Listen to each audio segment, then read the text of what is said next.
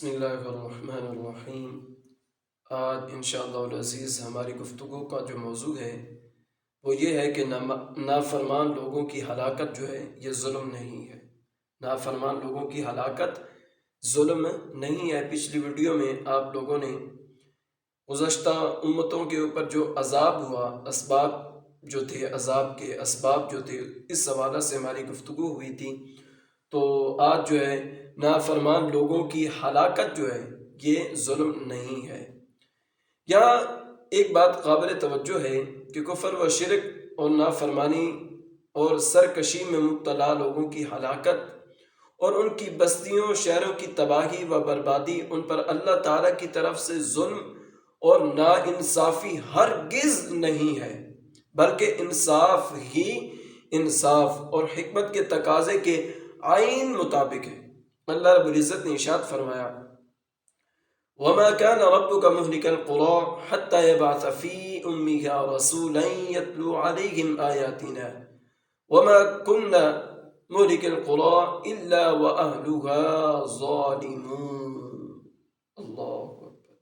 ترجمہ سماعت فرمائیں، اور تمہارا رب شہروں کو ہلاک کرنے والا نہیں ہے جب تک کہ مرکزی شہر میں رسول نہ بھیجے جو ان پر ہماری آیتیں پڑھے، اور ہم شہروں کو ہلاک کرنے والے نہیں گئے مگر جب ان کے رہنے والے ظالم ہوں۔ اگلی آیت کریمہ سماعت فرمائیں، الم یأتکم، بلکہ الم یأتہم نبأ الذین من قبلہم قوم نوح وعاد وثمود وقوم ابراہیم واصحاب مدین والمؤتفکات أتتهم رسلهم بالبينات فما كان الله ليظلمهم ولكن كانوا أنفسهم يظلمون۔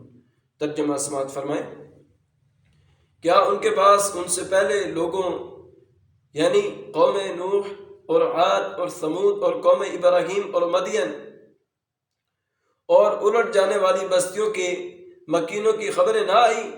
ان کے پاس بہت سے رسول روشن نشانیاں لے کر تشریف لائے، تو اللہ ان پر ظلم کرنے والا نہ تھا بلکہ وہ خود ہی اپنی جانوں پر ظلم کر رہے تھے۔ اللہ اکبر، اللہ اکبر۔